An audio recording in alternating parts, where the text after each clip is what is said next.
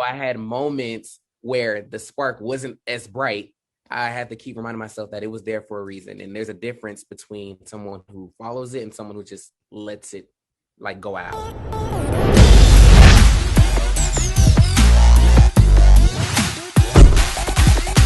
What's up, y'all? I've been looking forward to this. I love interviews, but I really love when I get to connect with people who I've actually spoken to before and got to hear a little bit of their story, because I feel like a little bit of the barrier there is gone and we can actually dig into the real good stuff. Antonio, also known as Tony, is here with us today. And I originally met him in Atlanta acting class that we were both in. And then the inevitable happened. I'm not going to mention the C word in 2020. And I've kind of been separated from his work and seeing his craft for the past year. And randomly, he shows up again and has just completely blown up his brand, his online presence. To be honest with you, I'm not surprised, because I think, it's inevitable of those who have a strong calling on their life with the work ethic to back it up. But I was just so glad to see what you've been able to create, Antonio, over the past several months. And you were generous enough to take time out of your day to share a little bit of that journey. So thank you for coming on the show, and welcome to Unconventional Leaders. Gosh, thank you for inviting me. I am super excited because I'm a fan of all of your podcasts. I'm super excited to be here. Thank you. Yeah, thanks. So let's back it up to, let's say, you as a kid. Did you know that you were wanting to go into the entertainment industry? Has that been your lifelong dream? Believe it or not, when I was a kid, I actually wanted to be a pastor. What? Oh, we're gonna have such a good conversation. I know. And it's crazy because I necessarily don't remember that mindset, but I remember my mom, she would constantly tell me, and I went to church and all that stuff. My mom would constantly tell me that I wanted to be a pastor. And I think that surrounded around me wanting to help people, because that's the end goal. I went through different phases. I wanted to be a pastor, a therapist, and then it ended with me wanting to be an actor.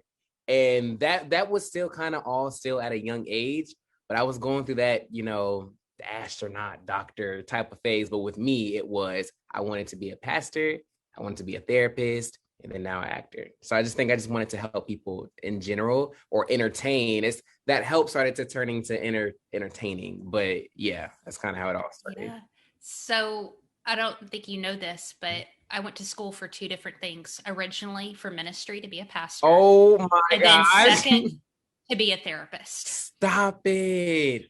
I understand where you're coming from with the helping people bit. I think what's been hard for me as someone who does want to help people is understanding and translating that into the digital space and, content creation and all that, because sometimes, I don't know, I don't know if you had this barrier, but I was thinking like, okay, there are certain ways you help people. You can't help people in a creative way and have fun with it. Yeah. Yeah. What I've learned, and definitely recently more than anything, is that by being creative, by making people smile, by making people laugh and all that stuff, that is my form of helping.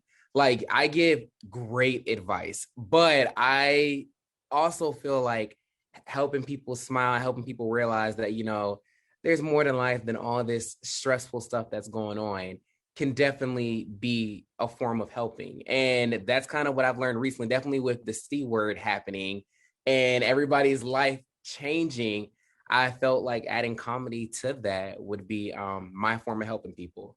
So with acting, I've always wanted to entertain. I felt like that was a way of helping people, because it just distracts you, or I don't want to use distraction, but it takes your eye off of the stressful stuff, so you can realize that there is a reason to smile. There is a reason to laugh, to cry, but like the good type of crying, not the, life is terrible crying. So that's kind of where that all stemmed from. Where did the desire to help people originally come from, though? So I can say it came from my family, because when I was younger, we did live in the projects, but I would not have known that, because I don't remember none of that, because my mom made it so like, she changed my vision to the point where I didn't notice that we were living in like a bad situation. And I wanted to be able to change other people's vision. Am I making sense? Like, totally. Yeah, like I wanted to be able to, although it's not the best environment, you guys won't see that. You guys are going to see, a happy place to be, or just appreciate what you do have. And that's what my mom taught me. And then from then, I just wanted to just continue that. Like, show people a better light when it's extremely dark. So 100%. yeah. Yeah. And what led you into entertainment? Because originally I met you through an acting class, and I don't really know your background with all of that. How long have you been in the industry and pursuing this means of helping people? So let me see. With acting, I can say that was really young. Like I would say like in my teens. I just don't know how. I had this whole moment where I saw a commercial for Sweet Life on Deck casting on TV. And then what I kind of like it's crazy how it happened because I pretended to be my parents when I called, although they knew I Shut wasn't up. That's like, so funny. but still, I called her. Yeah, I called the number, and then that's when I tried to be my parents to set me up my own audition. At this time, I didn't know there were like scams and stuff like that. Mm. All I knew is that they wanted, actors and stuff like that. So I set up my own audition, and then of course I had my parents back it up after they found out what I did, and that's when they took me there. It was great being in front of a camera for the first time, like to do that fake audition, was like the spark for me. It made me realize that, okay, from this point forward, this is exactly what I want to do and who I want to be. And although it was fake, because we came back, my mom called the next day. They wanted me to drop, I think, $3,000 for some type of acting, something. And that broke my child's heart and all that stuff. However, that spark stuck with me like that. That never left. But that's kind of where it started, and then that's what led me to Kelly's class. My mom took me there, and then I was in and out of Kelly's class for a minute, and then boom, we went from there. I met you, and then boom, now we're here. Oh, and I can't wait to hear a little bit more about that journey. But I had that one little micro question in there. You said the spark, Okay. and I felt that in my bones. Like I know what you mean by that.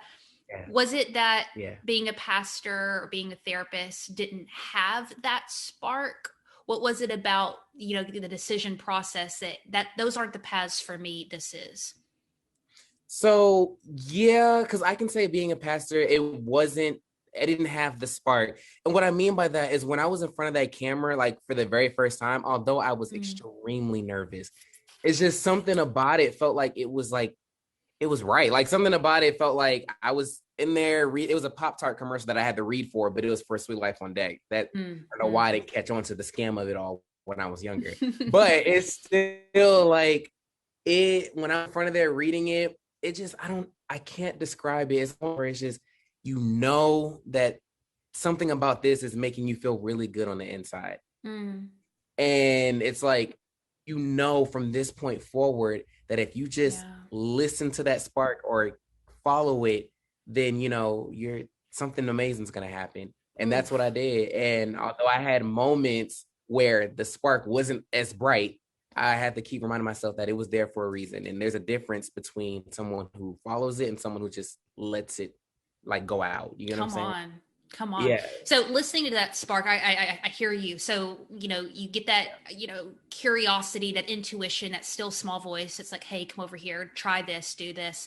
And can you explain maybe just the journey over the past year or so of listening to that spark, going against the grain, being a little unconventional? Because, there's a traditional path with pursuing entertainment and all that. What I love about the online space is it's kind of opened the door for people to create their own brand, create their own business, kind of make a way for themselves. And not saying that the traditional path is completely gone, but there's other options now. And you've really taken advantage of the tools in your hand and really built something really cool. So tell us about that journey. Yeah, so that's a great point you made. I have learned that there is another way than the traditional way. And like you said, there's nothing wrong with it. It's still here. However, I've learned a way that's a little more less depressing. It's because what I've noticed is going to like different callbacks and stuff. I've noticed that the room, a callback room, is like the most stressful room to be in. And it's like with my personality, I like to talk to people that are around me, and I like to just hear their stories of why they're here and stuff like that. But a lot of people in that room don't necessarily, they don't really want that conversation at the time because you're competition to them or they're competition to you. So it's like at that moment, it's more so of I'm here for one thing and one thing only. So not that I got tired of that, but I wanted to create my own kind of like path in a sense. And I wanted to not necessarily skip that because I went through it. It's just I wanted to create an environment where no one felt like they were competing with each other. I wanted to have an environment where people felt like, okay, I can truly be myself and stuff like that. And I feel like that's where social media came in. I figured when I started creating these videos, although they were extremely cringy in the beginning, and when people would notice me from them, I would cringe on the inside as well. Oh, tell It me about was that. Tell me that. Okay, not to interrupt you, but no, go ahead, go you're ahead. so you're saying to me like you put out stuff that still you knew was cringy, but you put it out anyway. And I think that's where a lot of people get hung up because they're like, oh, well, if Yeah. it's not going to be on point, whatever, if it's not going to get this kind of reaction, like I'm just not going to do it. Like I literally had somebody say that to me on the phone to me the other day. Like if it's not going to pop, I'm not going to do it. And I'm like, well, so Yeah. what did that take for you internally to put out content that you're like, you know what, this may not be top of line what I want to create, but I'm going to stick with it. It goes back to that spark. It goes back to because what I learned that there is not your first video is not going to be the perfect video, and that's what a lot of people try to create. They try to make that first podcast, that first song, that first video to be the most perfect thing in the world, and then they expect to get a one-hit wonder or like a extremely viral video the first time, and it never happens like that. Like and if it does, then kudos to you. But 9 times out of 10, you don't know how to continue it from that point forward because you have nothing. You don't have any mess ups, no fumbles, nothing like that. And I think what kept me going is I didn't necessarily do it in the beginning for all of like the fans or supports or anything like that. I truly did it just to show myself that I can make a video and I can put it out there. And the reaction is kind of was a surprise to me, although sometimes it was negative, sometimes it was positive, stuff like that. But it was really just for me in the end of the day, just to post something and to know, okay, so I made this and I'm so excited about it that I want someone to see it. And I just put it up, and I didn't put it up with the expectation of, okay, this is going to go viral. This is going to go this is going to go this. It was just, I made a video and I wanted the world to see it. I wanted to show myself that I can put something out there and put myself out of my comfort zone because that spark kept knocking at that door and it would not let me not listen to it. You know what I'm saying? It was that aggressive. So, and I think it's because I found it when I was a little younger, and then I did not allow life to stray me away from it. So, yeah. When you're in that spot where you're listening to the spark, you're honoring the spark, you're doing all the things that you know how to do, and the response isn't there, and that affirmation isn't there. And I'm talking about not for a day or weeks, but like maybe even months and months, you putting out your work and honoring the craft, honoring the calling. When I know you don't necessarily need it, but when it's like not there, I think it gets super discouraging, right? Like, am I in the wrong lane or whatever? What did it take for you to like sit through that, I guess, before things started popping for you? Yeah. Music. Like, because it has everyone. It's not, you can't avoid it. You know, doing something that is different from everything else, when you're doing something that is not the traditional way of living, basically, you are going to go through that. Like I remember just oh well no, hold on, that's a little bit later because that has nothing to do with what we're talking about now. But it's just like it's something that like what kept me going was music, really.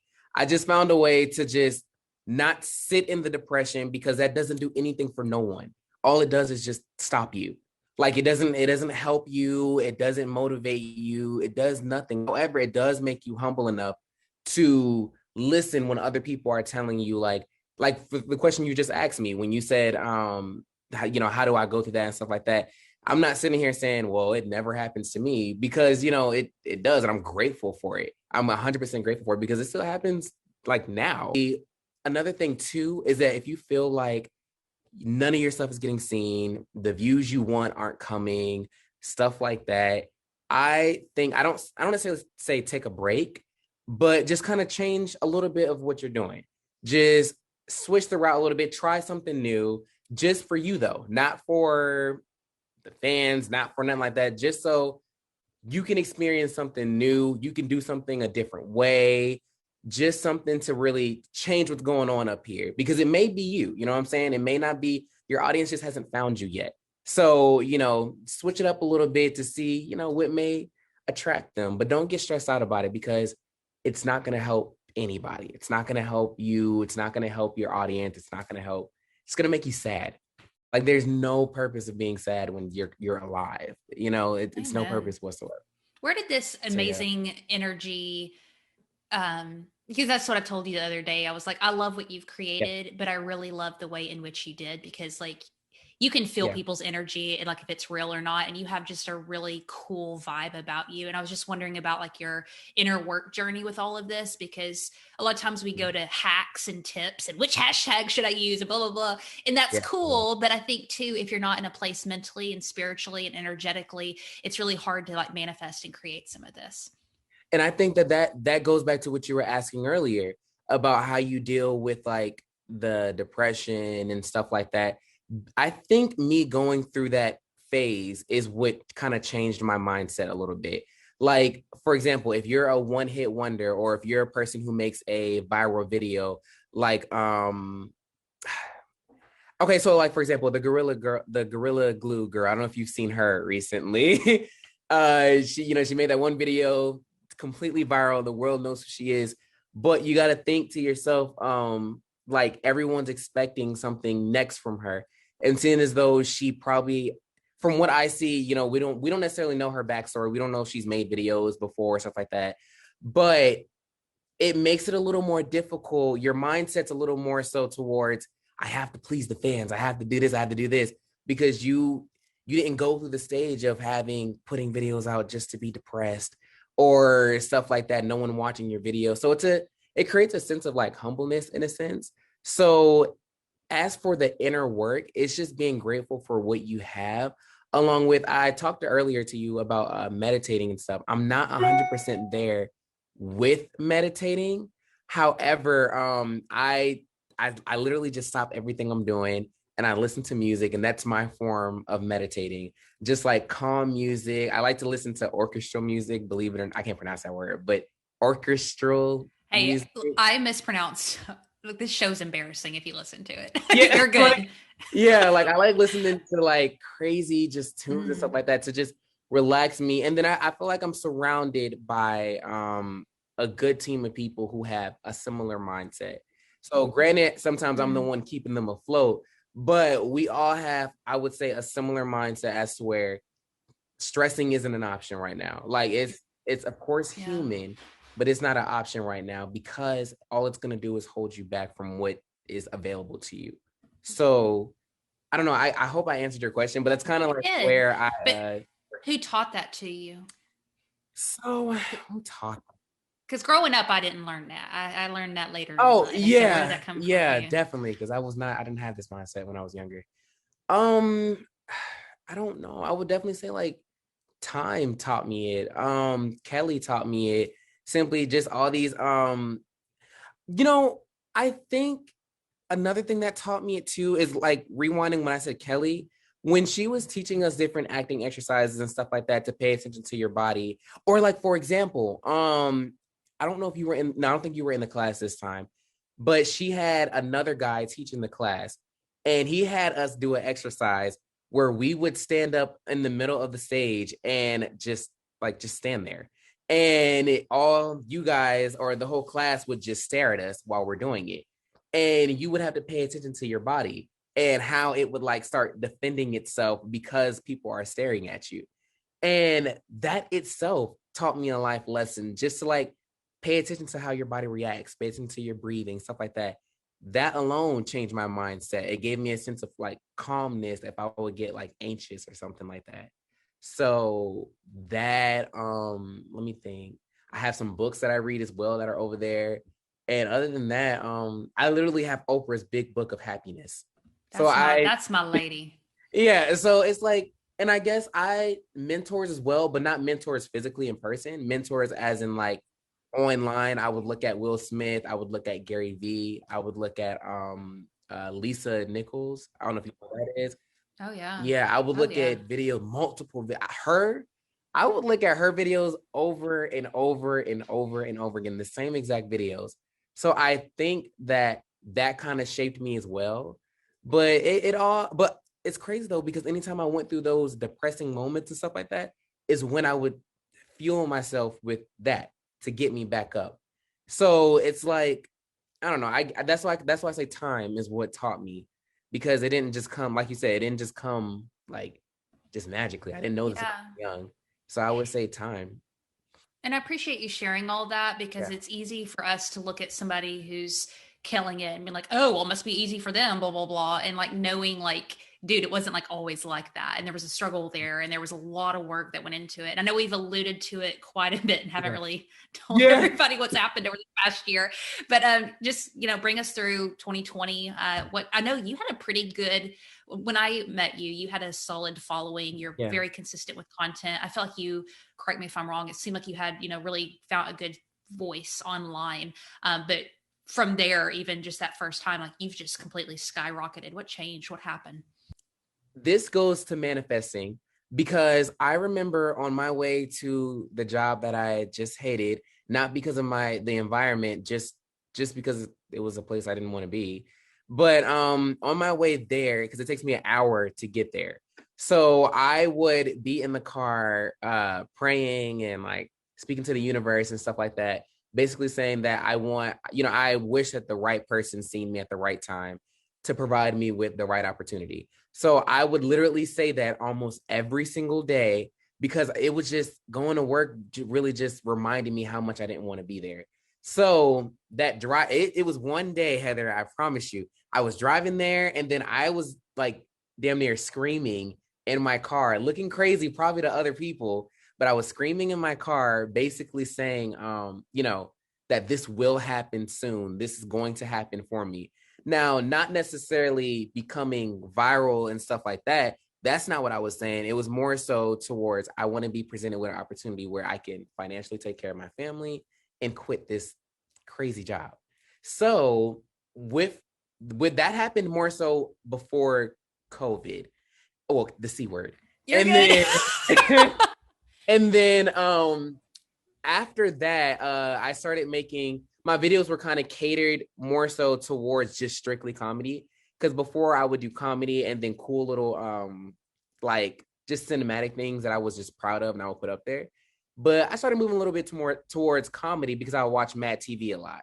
And I figured that, I don't see no one doing this, and it would be so funny if I did like these skits in these type of ways and stuff like that.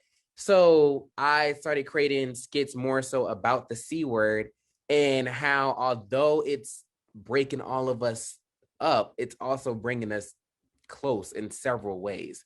So I wanted to like show the positive side of it. And then it took the one video that I made, which was a clock out for me video. It was that video kind of really blew up for me. And then from that point forward, I was praying and I was talking to God and I was talking to the universe saying that if this happens for me from this day forward, I will work hard to like keep it going so I can do nothing but grow, because I don't want to take any steps back. So that was all in the beginning. And then from that point forward, I just started really just producing videos nonstop. And it was stressful. I went through moments of like, gosh, like this is like, is this it? Like, I feel like I'm stagnant right now and stuff like that. But I just kept going, because even now I still have the spark in the back of my head still telling me to keep doing it, because there's going to be something at the end of this. So yeah, that's kind of been 2020 so far. So cool. The congratulations to you. I was just thrilled to see this happen for you. And I know it's just really the beginning and kind of looking into the future. I think we work so hard for our work to be seen and noticed and all that. And then when it gets to that point where you're at right now, what are some of the struggles and challenges now and like growth opportunities for you now that you have the views, you have the voice, you have the brand?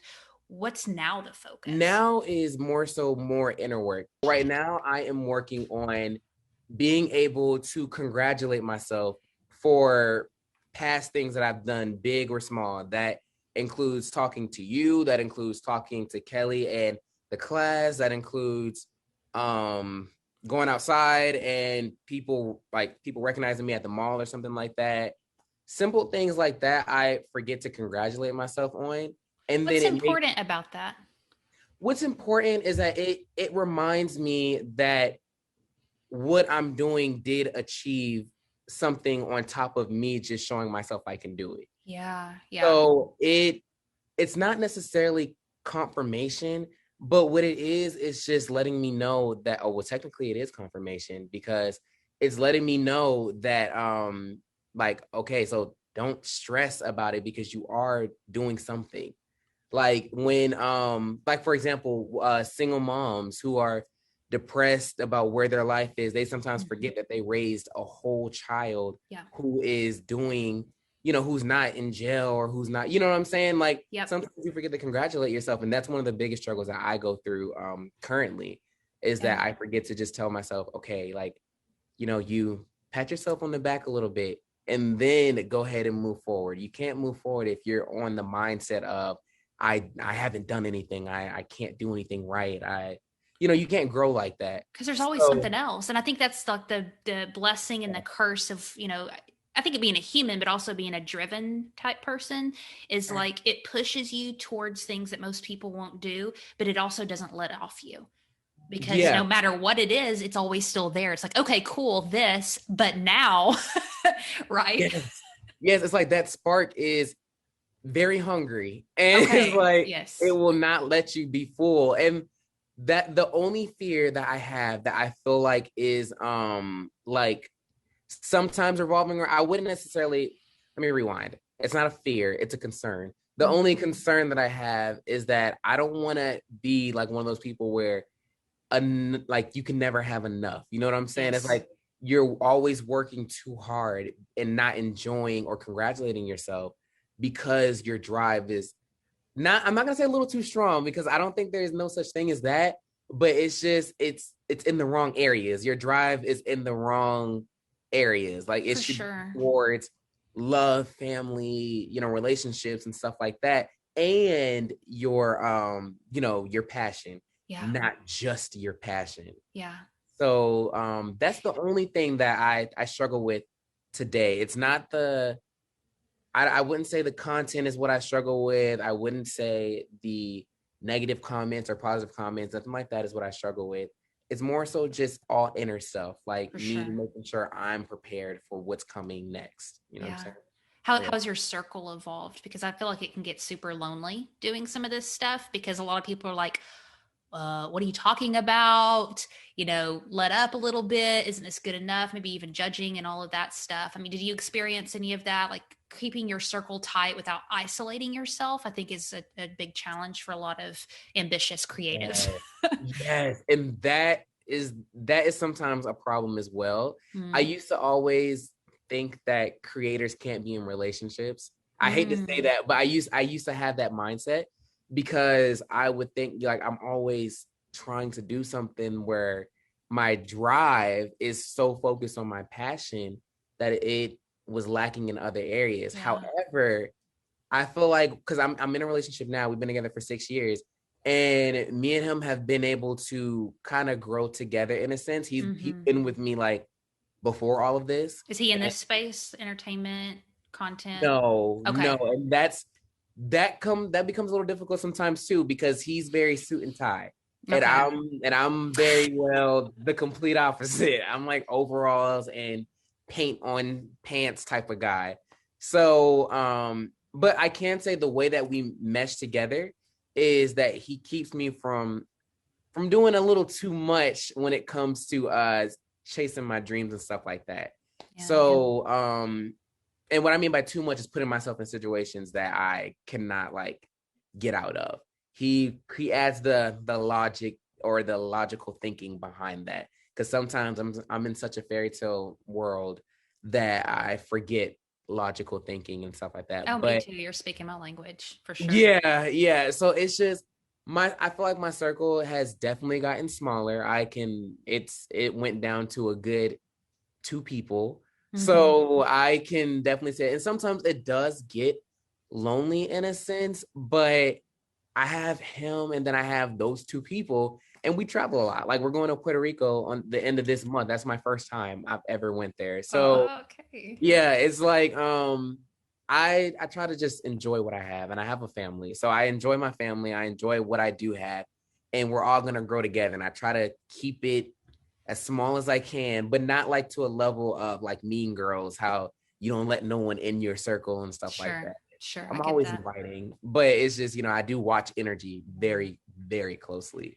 So Me too. yeah. The game. I got two final questions for you. Number one is unsung hero. So a lot of times when we think about making an impact or a difference in this world, our mind automatically goes to very wealthy people or very famous people or whatever. And sometimes there's dissonance between making a difference, helping people, like you mentioned earlier, and where we're currently at. So we added this segment called Unsung Hero to hear about the people in our guests' lives who spoke into their lives or did something for them. Maybe if it was just once, that really shifted something inside of them. It could be a complete stranger on the street, librarian, whoever it is. If there was one person that you can think of right now who said or did something for you that made a big difference, who would that unsung hero be? So hold on, because there's one guy, but I feel like there's something else before I say this guy. Let me think. I don't want to. Okay, well, no, it's gonna have to be this guy. So I was working at McDonald's, right? Yeah. And it was my second job. I was there for 2 years. I was in drive-through, and this guy, and I was really good at drive-through. Like that was just my spot there. I hated being everywhere else, but just there. And this guy came through, and I forgot word for word what he said, but he basically told me that to keep shooting for the stars. And the thing that I told you, oh well, I didn't tell your audience, but he gave me like this analogy about oh no. Okay, sorry. We're gonna have to get out of that. We're gonna have to get out of that because it's actually someone else, and I have to go get it. So give me Go get it. real quick. Hopefully you don't see that. I don't have any pants. Let me see something. Well, you just made my day. You made my day. That is the most accurate statement ever because I live completely in the online space. Yes. Jamie life is real. Okay. That's hilarious. So actually, I'm gonna rewind. Okay. So that unsung hero was actually my mom. And the reason I say this is because she gave me this, I framed it. She gave me this little letter right here.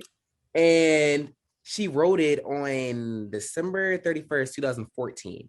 Oh. And basically it's all of these like encouraging words, but one of them is the one that stuck out to me that kept me like going like from this day forward. Okay, so yeah, it was her. So she said, shoot for the moon. If you miss, you'll always be among the stars. I know that she probably got that from somewhere because I know my mom, but the near fact that she wrote all these quotes, that one to me like stood out so much to a point where I'm getting stars tattooed right here, just to remind myself that I am like amongst the stars. No matter how high I shoot, I'm still in the sky. And that moment when I saw this letter, let me tell you, it made me cry, everything. I didn't cry in front of her though. I took it to the back because I had this thing about emotion when I was younger, not to show it. But I went into my room and I was crying because I was like, this is like really resonating with me. That spark when it started getting low and I read that, it was just like, psh. Come on. And then I was just like, from this point forward, I want to give positivity, motivate, and all of that stuff. And I feel like that pushed me to really just do what I'm doing now, to just continue being that rocket, shooting up and shooting up and shooting up. And then if I don't make it, I'm amongst the stars. I have all these stars of things that I did make. So yeah, that's well, you have and are going to continue to quote make it. I love what you're putting out into the world. And before our very final question, I want to give you an opportunity to share where people can connect with you online. And I want to thank you so much for not only coming on the show, but also to being such an inspiration for me personally. It's so cool to like see what you've created and the energy in which you've done it. And it just fires me up because I'm like, hell yeah, that's where I'm going to. So thank you so much for your time, your energy. Where can people connect with you online? All right. So I'm going to be on Instagram as I am Tony Talks. I'm going to be on TikTok as I am Tony Talks, but it's spelled TOK. Crazy. And on Twitter, I am 20 tweets. YouTube, I am 20 talks.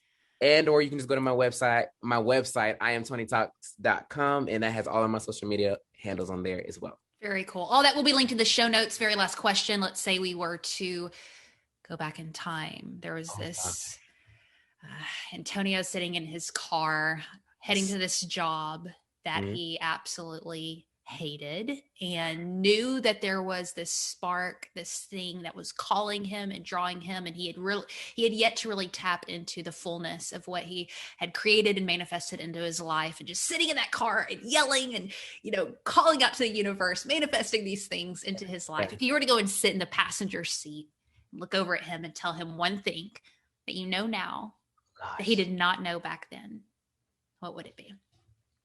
Oh, Heather, stop it. That is so awesome. That's a great question. If I would tell myself that it's okay. Like everything is okay. Just stop stressing, stop screaming, stop crying. It's okay. Like everything is going to be like, I would literally put my hand on my shoulder and just tell me like, you're good. Like life happens. Everyone has their time. Your audience will find you.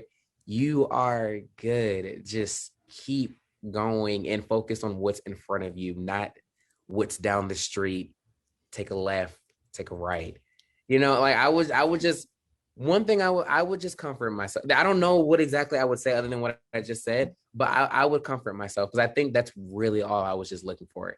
It's just comfort of knowing that, okay, like eventually there will be a moment. Eventually there will be this. So I will comfort myself. That's what I would do. I love that. I love that. Yeah. Thank you so much for your time. It was so cool connecting with you, Antonio. Of course, no worries. Thank you. Hey, you. Did you enjoy this video? Make sure you hit that subscribe button. I really have to focus on saying button and not button.